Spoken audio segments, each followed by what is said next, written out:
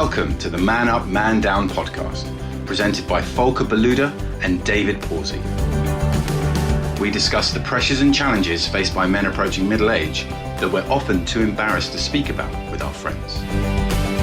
You can find us online at www.manupdown.com. Enjoy the show and don't forget to subscribe and leave us a review. So welcome to another episode of Man Up, Man Down. This week we're welcoming Tim Neale. Tim Neale is the co-founder of Rise and Shine Empowerment, a coaching company specialising in trauma and emotion. Tim suffered from anxiety, depression, PTSD and panic attacks for over 30 years, which he says caused him to live a very small and miserable life. The grief of losing his parents then sent him on a further spiral. However, 11 years ago, he discovered the transformative power of emotional and trauma healing. Over a single weekend, he was freed from all his troubles and they never returned. This profound experience led him to train as a trauma coach, and during this time he met his business partner. Combining their learnings and their approach, they developed the Trinity Coherence Healing System. And so, yeah, thanks for joining us, Tim. Quite a lot to get started with there.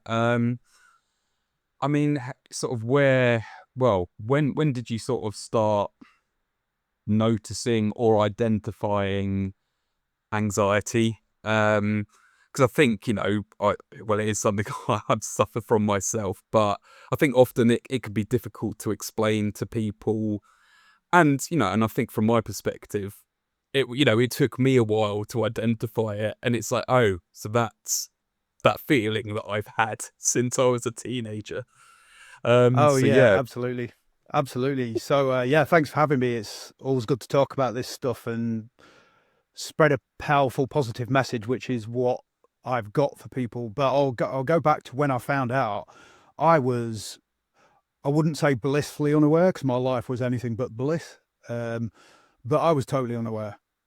And what I had snuck into was I had suffered since I was 7. I got to 16 and discovered alcohol and ended up having quite an abusive relationship with alcohol. But I wasn't very good at being drunk. I don't behave nicely. I can't remember what happened. I'm a lightweight, so it's not a good format for me. But then in my mid-20s, I got into DJing and nightclubbing.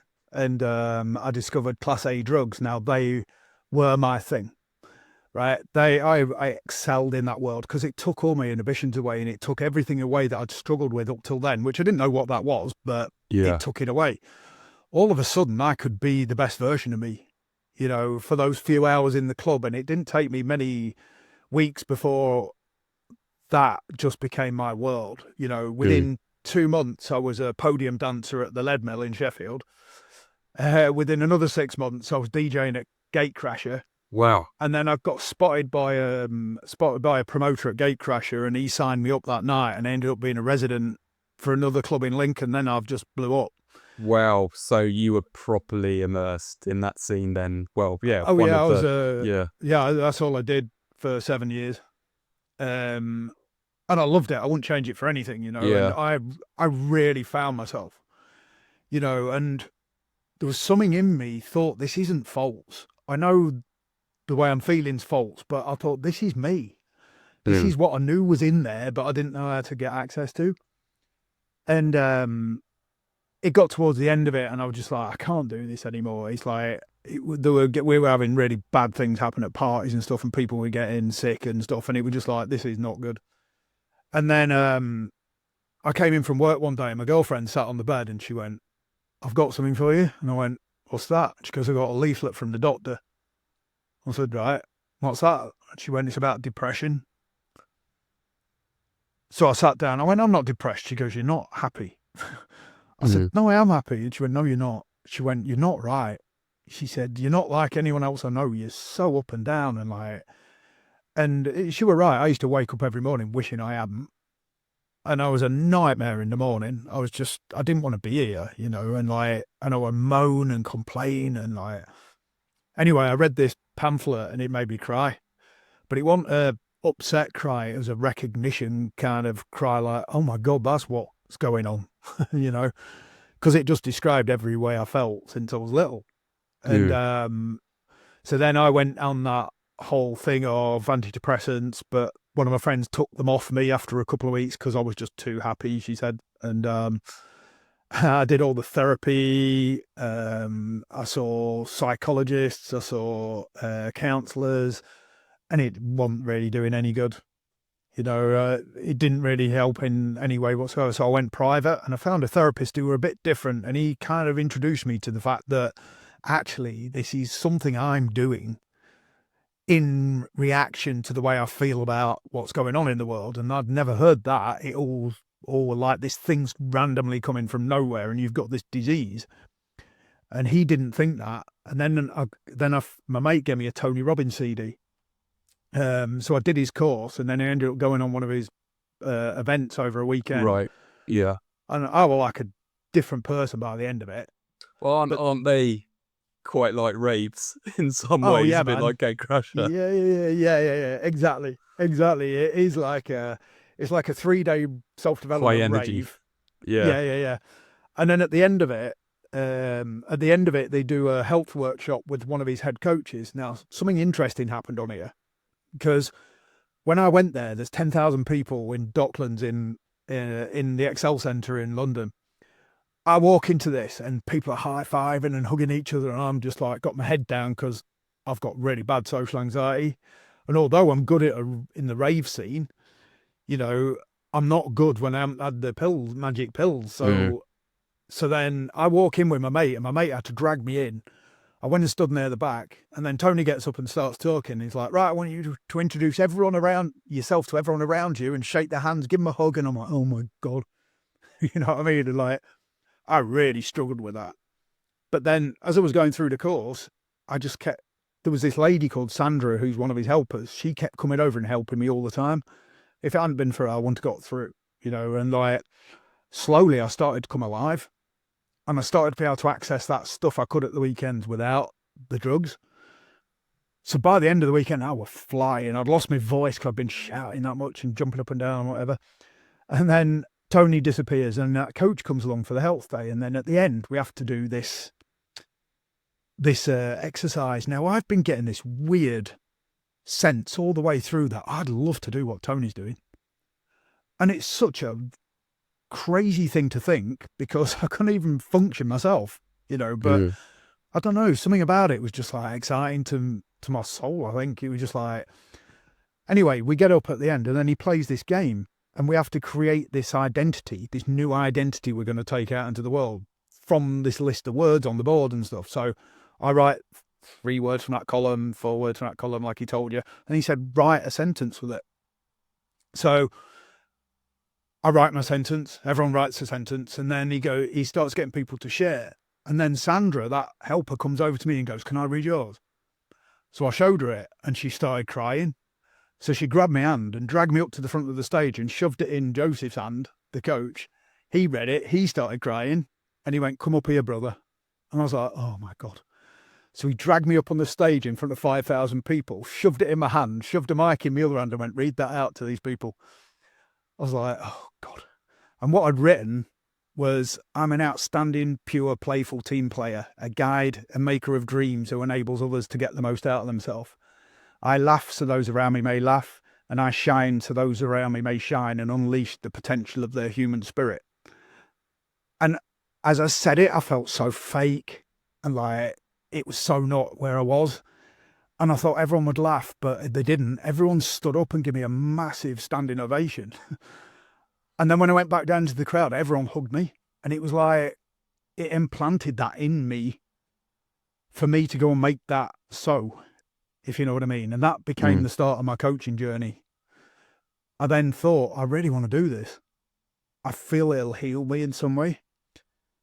And ultimately, that's how I've healed, is by training to be that, and then living into it and finding out I got the deepest love for doing it of anything I've ever done.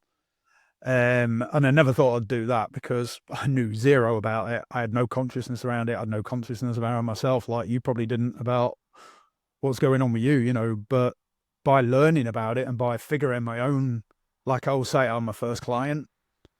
by figuring that out for myself, because I did 13 years of mindset, by the way, 13 years of the doctor, the therapist, Tony. I studied NLP, hypnotherapy, timeline therapy, life coaching, Sedona method, Landmark Forum, read over 100 books, watched hundreds and hundreds of hours and listened to hundreds of hours of CDs, and just became obsessed with it, studying it. But I got to the end of that 13 and a half years and I just learned new ways to cope. Mm. It was still Rather there. than the fundamental change.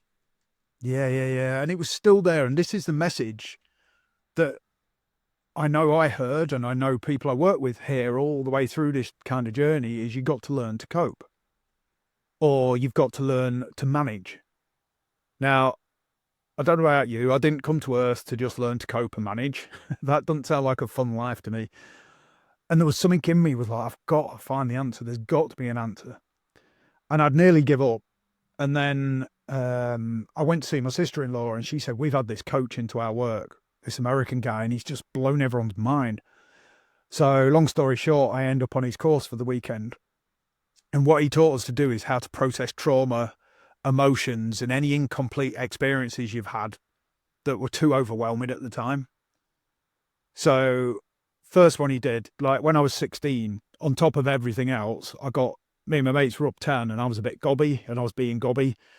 And we attracted the attention of these kids. And then one of my mates, they shouted something at my mate, and he told them to do one. And like they ended up chasing us. So we ended up getting chased by 25 older kids, and they cornered us and started like looking like they were going to beat us up and that. And then they just went, oh, they're only kids, leave them. But that had given me PTSD. That had done me in. I didn't go out for weeks. And then that's when I started drinking, because it was the only way I could deal with it, So, and up until that day, I still couldn't think about it. If I thought about it, that was the cause of my panic attacks most of the time, was if I heard people shouting around, even if they're having fun, to me, it sounded like danger, and I'd had several panic attacks. I'd had one on holiday with my wife in Zante, because a load of kids were shouting about outside the pool, outside our thing, and I just woke up having a panic attack. So he was like, right, think about what's the thing that triggers you the most. And I said, well, it's when I got attacked. He goes, right, think about it. So I was thinking that. He goes, where do you feel that? I went, in my throat. I feel like someone's strangling me. So then he taught me how to process that. So I processed it till it was nothing there. And he said, right, think about it now. And I couldn't stop laughing. I just started laughing. Anybody want normal laughing? It was just like a bit embarrassing, sort of like just emotion coming out. And then when I'd finished, he was like, right, think about it now. And I went, there's nothing there. I was like, wow, okay. He said, does that normally bother you? I went, I can't think about it. I said, it just freaks me out every time, so I can't even think about it. So he's like, right, just really think about it. Tell me the story of it. So I told him, and he went, what's there? And I went, nothing. So he's like, right. I said, you've got my attention. So like over that weekend, I got rid of my anxiety, my panic attacks, PTSD, the grief of losing my mum and dad 5 years earlier, which I didn't even know I was carrying. I thought I was doing all right about it, but plainly not. At that point, I'd had chronic fatigue for about 2 years. I couldn't get out of bed some days. All my energy came back. I came back from London like a new person, and because I'd already got that thing in my head about I wanted to be a coach, I just said to him, can you teach me how to do this? So that's what I did. That was 11 years ago. None of that stuff ever came back. Never had to do anything, process that particular stuff again. Obviously, I've grown and done other stuff and set myself free in other areas, but it's permanent as far as I'm aware, and then in the last 10 years, I've worked with nearly 830 people now, doing similar things, people showing up with all manner of emotional problems and mental health problems, and finding that the common theme to them all is an overwhelmed nervous system. When you process the stuff out of the nervous system, it returns to its proper state, because it's just doing the job it should do, which is trying to keep you safe. It's just when you're oversensitized, everything looks dangerous. So then walking into a room full of people who are really friendly can look dangerous. Jumping on a podcast with two guys I've not met before could look dangerous. Whereas now it's just like, no, let's have a chat. That didn't used to be the case, and it's true freedom. It's true freedom. And I didn't realize how not free I was until I was free, if that makes sense. That Monday morning after the course, I woke up happy. And that was the first time. And I don't know if you've ever had a toothache or a nagging pain, or you've laid awake and there's a car alarm going off and then all of a sudden it stops. And that peace, that's what I woke up like. And I was like, oh my God, wow. So that's why I love what I do so much, because that freedom is, I think, what we all look for in a lot of ways. So what is that technique called? You were saying that. What was happening that weekend? Sorry, you're saying. The thing that I learned at that time was human software engineering. So, which was purely going inside and feeling through things and resolving them kind of that way. But about about the first couple of years into it, I switched the way it worked, because it wasn't working for everybody. Right now, I'm a software engineer, so I'm used to debugging things and trying to work out complex problems. So like, as soon as it wasn't working every single time, I started like trying to work out what the common theme was with the people it wasn't working with, after talking to them afterwards and whatever. Yeah. And I found out people didn't like being told what was wrong with them. They liked being asked. So I switched it round from me trying to intuit what was wrong, because that's what we were taught, to actually just saying what's wrong. And it seems really simple, but it just accidentally happened in one session because I wasn't getting anywhere. So then I turned it and started asking them questions, and then it shifted completely. Then it started working for everybody. Because I don't know what you guys are like, but I really don't like being told what to do and whatever. And I think it was bugging the people who were like that. Whereas when you ask people, and plus, if I say to you, think about this thing, and then where do you feel it? And you go, in my throat, I've got you. There's no belief system involved. There's no me trying to talk to you about it. You experienced it. Yep. So when you tell me you can feel it, I know you're experiencing it. So then you're bought into the process, if that makes sense. And then it works much deeper. Whereas if I was trying to tell you and it's not right, then I lose you. So it became driven by the client rather than me, if that makes sense. That makes sense. That's how therapy works, right? But so was it a certain therapy, or was it just a group session? So that's what I'm trying to understand. It was a group workshop. And who was facilitating that? Was it like someone doing trauma therapy, or? Well, he just taught us through how to process trauma. Yeah. Yeah. And on which methodology? So I'm a hypnotherapist. That's why I'm asking which methodology was used. He called it human software engineering. So that's what he called it. So he actually called it just human software engineering. Yes. Yeah. So I reckon that's not UKCP accredited, or no. Okay. No, but I'm not fond of qualifications generally in the world, so it didn't bother me that he hadn't got that. They have the place, obviously, but I always nick Tony Robbins' line. If people want my qualifications, I've got a PhD in results, because we've just got a string of hundreds and hundreds of people who have got over things they couldn't get over when they've tried everything else. Yeah. Including myself. I tried everything, and nothing. The only thing, hypnotherapy worked for me for stopping smoking, and that was about it. I couldn't get to the root of any of the stuff that I was dealing with. I know people can. I'm not saying it doesn't work, but I'm just saying for me personally, I could not get to the root of it because I just didn't feel safe. And that's a big part of what we do, is getting people to the place where they feel emotionally safe.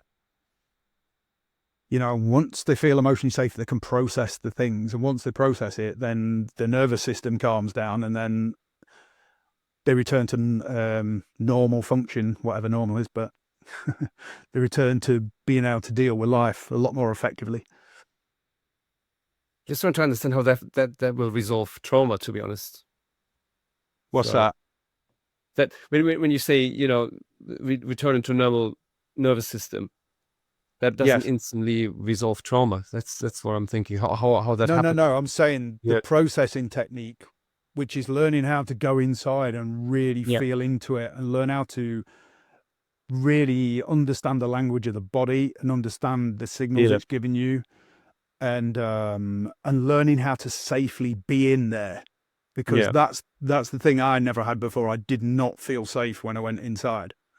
Yeah. So we teach people how to be safe and go and feel inside, and then their body just naturally resolves the underlying trauma because they're just witnessing it. They're witnessing it, they're feeling it, and it's just showing their body, it's not their unconscious mind, that it's not important any longer. It's not happening now. It's not going to kill them. It's not going to do any damage. They just sit and feel through it, and by sitting and feeling it, it just releases that out of their body, which returns their nervous system to natural state, and then that releases whatever it releases. Okay. I'm just a bit skeptical by nature because Sure. Because you said you're not keen on qualifications, but you said you said you did NLP as well. You did a few Yeah. life coaching Yeah, 'cause I was- qualifications. Because I wasn't doing it for the qualification. I was doing it because I wanted a breakthrough and I wanted to understand Yeah. Okay. what was holding me back. And because Tony Robbins based all of his stuff on NLP, I thought that would give me the answer and be able to work like him. But Yeah. once I got qualified in it, I couldn't do it because I was terrified of people still. So, Right. Yeah. I had one client, and that client scared me so much or my inability to help them scared me so much that I never did it again. Same with hypnotherapy. I learned how to do that. And then the first client I did laughed at my hypnotherapy voice, which then scared me off doing that. So I never did that anymore. Yeah. Same with life coaching. I had one client, I didn't know how to help them. And because I didn't know how to help them, I never did it again until I did this. And this was different because I'd already been through the workshop and released my stuff. So I wasn't worried about what people thought about me anymore. So that approach changed the way I approached the whole thing because I was comfortable in myself, and then the process is so simple. It's so simple because it's relying on the person's own intelligence and their body's intelligence and guiding them how to listen to that, because I can't heal them. Only they can heal themselves. But by getting them to tune into that, they've got the answer in there, and that was the difference. It wasn't about me having to know the right technique or the right script or the right thing to say, or it was about me being able to create a safe enough space for them to go in and hear whatever they need to hear and to be able to process whatever they need to process. But it's interesting what you say, because I've sort of read one of the Tony Robbins books, and I've read quite a few other books on NLP.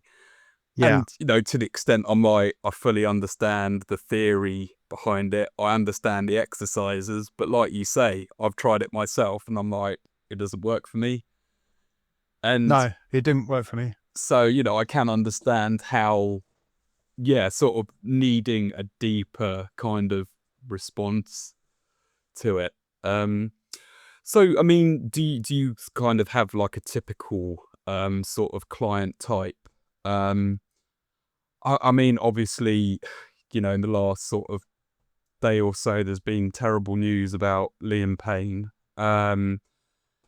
And, just sort of talking about your experiences, and, there seems to be a bit of a discussion going on about sort of burnout and in the music industry. And was it Avicii? He was another Avicii, yeah. yeah, another one that, burnt out essentially. I mean, do you sort of work within the industry, or have you kind of completely removed yourself away from it? No, I still DJ. But I do it clean. Yeah. And I'm still part of it. But I've not worked with anyone in the industry. I've not really got a typical person. I've worked with all different ages, races, backgrounds, all over the world. You name it. But it's the thing that I found common to it all is just when the nervous system's overwhelmed, then we all react to it in a different way, and that shows up as our particular symptom or whatever. But every single person, I've had people, like one of my best clients, and I'm going to talk to her straight after this, interestingly, and she don't mind me sharing this. I've got full permission to share anything that I want from her. I met her on a juicing group, and I saw her suffering, so I reached out to her and said, could I help? So anyway, Kim had got anxiety disorder, complex PTSD, borderline personality disorder, and bipolar. She was written off sick for the rest of her life. She was 39. She's Dutch. She was pretty much suicidal every day. The only reason she said she was still alive was for her children. And she just, every call we got on, she just cried. So she had done years of therapy, years of counselling. She was under a psychologist. After the first session, she looked like a different person. That night, her daughters sent me an email saying, thank you for mummy, which made me cry. And then we continued. I think we did about 10 sessions. I got her to not go to the psychologist while we were working because I didn't want her to get confused. So then after that, she went back to see him. And he tested her for everything, and she came back with 0 symptoms, and he took her off sick. And he said, I've never seen anything like that. Now, again, I'm not claiming that's because I'm so good at this. It's because I know human beings are so good at healing when they're given the right tools. So I just taught her the tools and then gave her the safe space to go and process that stuff. And it turned out what was causing it all was nothing to do with what she thought was a problem at all. It was something completely unrelated from childhood. And once we pulled that particular, healed that particular trauma wound, then she just like came alive in front of my face. Hello folks, it's Volker here. I hope you enjoyed this week's episode. As you know, I coach executives, whether that is for leadership skills, or sales leadership skills, or working as a therapist too. There are few ways I can help you to get unstuck, improve your work-life balance, or become a better version of yourself. So you will be more productive and have more time for your family. Whatever it is, you can join my client list of people from General Electric, Pepsi, DHL, Boots, and many others. Book a free exploratory call via my website, www.obnat.us. That's obnat.us. Now back to the show. So is it always a sort of particular incident that people, because you've obviously talked about that incident when you were chased by, a gang of lads. Is it always a specific incident, or, can it be almost an environment? So it's not a specific incident, but it's kind of, constant exposure to an environment. Oh, yes, totally. Anything that's overwhelming to the nervous system. If the nervous system's got overwhelmed, then it goes into protection mode. It goes into safety mode. We're highly wired for safety and for survival.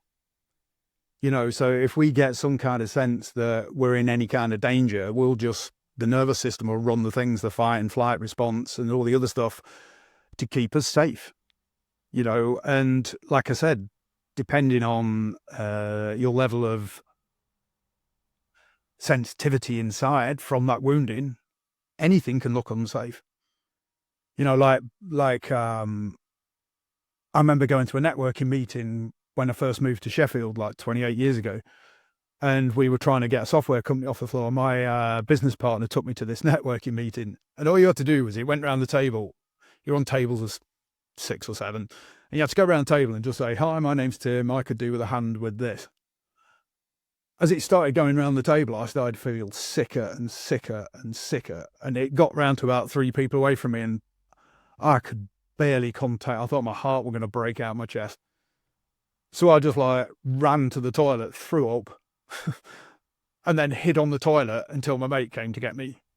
And like, that's how I was, socially, because everything looked dangerous. And like, I used to spend the vast majority of my time just fighting off that urge to run away, because my main trauma response was flight. I'd used to run away from things or avoid things, and that's how I went through life. Yeah, and I can completely sort of relate to that. In my former life, I was a journalist, and that would involve going to lots of networking events. Yeah. And yeah, I'd go in, I'd sort of walk around, and like, oh, it's like I know that I need to speak to that person, but I'd get overwhelmed, and then or I'd almost have to go to the toilet every few moments just to kind of decompress and collect my thoughts. Yeah. Whereas like I said, we had our live event yesterday, and and this probably would have been quite obvious to like the people there, is that we sort of had the networking bit before we did the live recording. And it's like, well, the networking, that's the bit that I found really stressful. Whereas, once I'm sat down in front of an audience, fine. But yeah, and it is just weird, as you say, how the body perceives different dangers. Absolutely. Well, when you look at the model we use is like the amygdala hijack. So it's like, obviously the amygdala is a part of the brain that's just looking. Part of the limbic system that are just, and the part they're doing is looking out for, am I safe? Is this a threat? If they see it's a threat, they fire off 25 different processes in your brain. The first thing they do is they take your neocortex offline.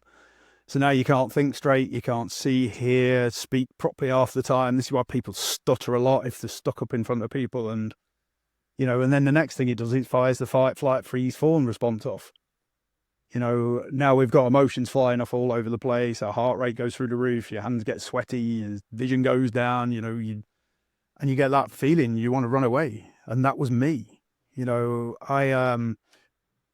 don't know why, but I had this compulsion to figure out my fear of public speaking.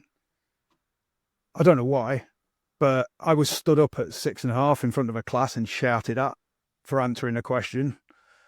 And I'd made a decision I was never going to stand up in front of people again.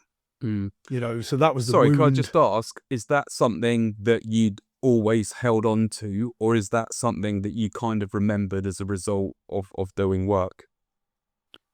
No, I always remembered it. Right, okay. I was shouted at until I cried and everybody in the class laughed at me. And then I was told to stand in the corner and think about what I'd done. So I did. Yeah. And I thought, I'm never standing up in front of people again, and I'm out of school. That's me done. Where my lack of worrying about qualifications, I think it comes from that, because I just bought out of the whole educational system at that point, because I was like, I don't want to be here. This is not fun. This is scary. This is like embarrassing. It's overwhelming. I don't know why I'm here kind of feeling. So I'd kind of opted out in that corner, stood looking at the wall. So, but that had manifested in me being absolutely terrified of speaking in front of people. So my mate had asked me to be his best man at his wedding. I just melted down at the wedding. Couldn't do it. I had lots of things like that happen. So then I became my mission when I got into self-development was to try and figure this out. So I went to Toastmasters. I tried to just muscle through it and I thought I was doing well, right? And then I joined a BNI group. I co-founded one with the 2 or 3 people. And I took on the role of the trainer, because the trainer has to stand up and do a 10-minute slot every week. So I thought, I'm going to get over this. I'd also, previously to that, I'd taken on a training job where I trained groups of small groups of people. I did that for 2 years and I'd done over 140 of those. And I thought I'd got over it, but I was still a bit scared of being in front of people. Anyway, the BNI group grew. Every week I did my 10-minute slot, fine, because I got to know people one at a time, and I was one of the founding members, so I was in that protected space, you know. Then about a year later, 18 months later, I find out we're doing an open day. Over 100 people are coming to this. And then I find out the trainer is the MC. So I've got to run the day, right? Now, I was okay with that until I found out on the morning, I can't just talk to people. I have to read it out. It's very scripted. And then that just plugged into that old fear. And I got up there in front of those 140, whatever it was, people. And I went, right, everyone, thanks for coming. And I was a nice lectern with a microphone and everything. I was like, right, guys, thanks for coming. And I looked down at the page and I just froze. And then I tried to talk and like nothing came out. Oh, and it was just like, I was getting hotter and hotter and my heart was going faster and faster and I couldn't breathe. And I was just like, I tried to speak again. And I was like, and I just ran. And I ran out the back of this hotel and tried to find my way out, and someone from the group found me and they were like, what's wrong? And I couldn't even talk to them. So I just legged it out the back, got in my car, drove to the train station car park and just sat there crying. Because like, I've just trashed a 1.5 year business. So there's no way I'm going back to those people after doing that. And so like, that was before I did the course. On the course, I actually worked on public speaking because it was one of the things I wanted to do. Then about 6 months after that, my friend asked if I'd speak at her business. And she said, we have a mental health day once a month. I wonder if you wanted to do this month. So I was like, share your story. I went, yeah. I said, cool. I said, how many people? She goes, oh, we get 10, 15 people, something like that. I went, yeah, no problem. So I made a little video and a landing page and she stuck that up on the wall. I got there in the morning, 180 people had signed up. And so I was like, okay. And they only had 90 file limit or something like that. So they had to do it in 2 days. So anyway, I walked into this room and it was just literally surrounded by people. They were sat around my feet and everything. And I just felt so at ease. Do you know what I mean? And I can remember just feeling like blissed out, connected to all those people and sharing my story. And it deeply connected with a lot of people. And like, we had a beautiful, beautiful time. And then the next day was the same. And I was like, wow, that's the difference. You know, that's not me having to practice it over and over and over again. It was just like, and now I'm really comfortable with this. You know, I'm not saying I never get nervous, but it's like just a little bit of excitement now, not crippling fear. Oh, man, I didn't used to sleep for 2 or 3 nights before I did anything because I'd be worried about it, you know. And whereas now it's like this morning I saw it on the calendar and I was like, great, I get to meet you guys. You know, it's like it's just exciting now, and it's great to be able to share a positive message. You know, that's what I'm all about. And that is like night and day. And my life's like that. You know, everything in my life's like that. DJing's like that. The reason I used to be so hammered DJing was it was terrifying. You know, whereas now I played at a reunion night in Sheffield 3 weeks ago, stone cold sober, and loved every minute of it. Didn't even worry about it one bit. And actually I'm probably better now because I actually know what the hell I'm doing. You know, and yeah, it's I'm just so grateful for being free of all that, you know, and being able to help other people get free of it. So, I mean, you sort of said about your client that you met on a juicing group. So, I mean, like, how much does a sort of holistic approach come in? You know, obviously, you've sort of talked about, well, you know, sort of mindset. I mean, how much does sort of food and exercise come into your coaching? Later on, we do talk about that. First of all, I just start with the nervous system because that'll override everything. It's designed to override. You know, the limbic system, the older part of the brain, is designed to keep you safe and make you survive. So it'll override anything else. So I'll work on that first. But as soon as they're starting to, because she did really, really well, obviously, because she runs the group. Oh, well, she was a support admin. She's now the head admin of it, and it's now gone up to, I think when I joined it, there was 250 people. There's now 4,000, and she's like the head admin of it, and she's absolutely flying, absolutely buzzing. I'm so proud of her. You know what I mean? Like, she's like a bright light now, you know, and it does help that she does detoxing and juicing and teaches people that 100% helps, you know, because you can't, obviously biochemical stuff affects how you feel, you know. So if you're eating junk and drinking 2 liters of Coke every day, then you're not going to feel good. But I find the emotional stuff's by far the biggest component, you know, because once they feel good on that, then people tend to have a better connection with themselves. Because ultimately what I'm doing when I'm working with somebody is to get them to have a really deep connection with themselves and to actually love themselves and truly love themselves. You know, not just looking in the mirror and telling themselves that, but truly feeling that and truly accepting who they are. You know, our head course we do is called Be Who You Really Are. And it's getting people to that point, you know, and that's been my journey. I hated myself, right? I never introduced myself as Tim Neale. You know, my DJ name was Tim Tom, and everybody knew me as Tim Tom. No one even knew I was called. In fact, so many people thought I was called Timothy Tom because I just called myself, well, that was my family nickname. So I used it as my DJ name because it meant no one had to call me Tim Neale. Because if I heard those words, I cringed. You know, and to actually proudly be Tim Neale now is beautiful, because I do love myself and I do accept myself, all parts of me. And like, so once people start getting a sense of that, they're much more likely to look after themselves in all ways. So then, yeah, then we talk about food, exercise, ways of being, ways of living, gratitude, doing magic moments, just, you know, feeling excited about life and appreciating life and letting that in, because now you can. Now you've got the capacity to do that because you're not surviving. You know, when the body's in survival mode, it's not interested in that stuff. It's interested in surviving, you know, and after spending 30 odd years in survival mode and not caring anything about myself, I fully understand that, you know. I mean, unfortunately, we are coming to the end of the episode. Cool.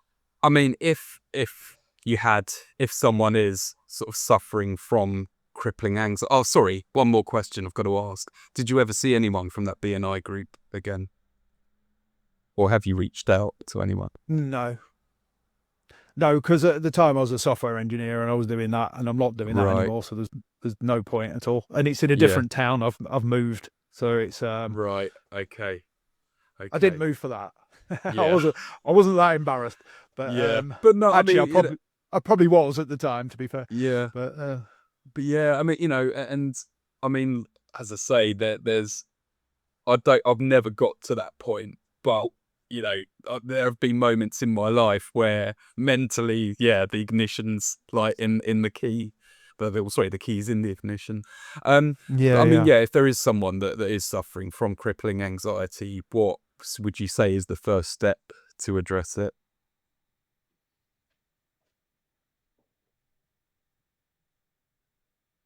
it's difficult to say because I don't want to say I'm biased, but it's find some way to process whatever that is that's causing the anxiety.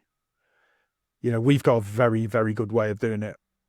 I mean, we've worked between us all. We've probably put about 2,000 people-ish through our process. The vast, vast majority of them, it worked for them. But obviously we don't do it for people. We just teach them the tools for them to do it for themselves. So if people aren't prepared to do it, it doesn't work. And you do get the odd person who gets secondary gain for suffering with whatever they've got. They get attention, or they get something, or they think they're going to lose part of themselves or lose part of who they are by letting go of that thing. So I can count probably about 10 people who I couldn't help. But apart from that, the vast majority of people, it helps because, again, like I said, it's not us doing it. We just were taught away, and then have developed that further of going inside and figuring your own stuff out. Yeah. And then we're good at teaching that to people, because it's only you that can do it. And all the answers, there's the book, The Body Keeps the Score.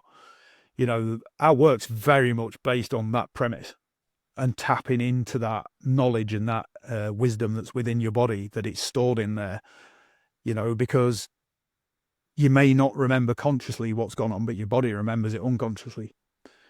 So it's getting in touch with that unconscious side, however you do that. Okay. Well, thanks very much for your time, Tim. That's been a great You're welcome. episode. Thank And you, if Tim. people want to find out more about Rise and Shine Empowerment, how do they find you?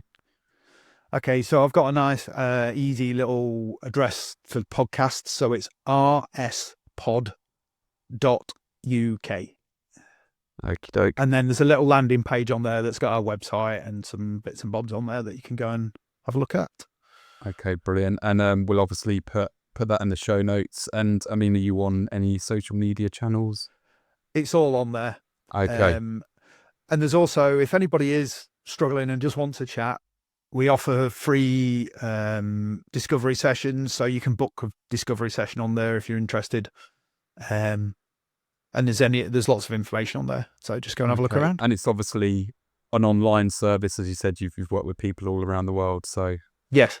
Yeah. okay, fantastic. Yeah. Well, thanks very much for your time, Tim. Thank you, And Tim. let's welcome. catch up Thank again you. soon. Cheers. Yeah, thank you. Thanks for listening to this week's episode. Feel free to reach out to Volker or David via our website, www.manupdown.com, or podcast@manupdown.com, with any feedback or to let us know what topics you'd like us to cover in the future. Hear you again soon.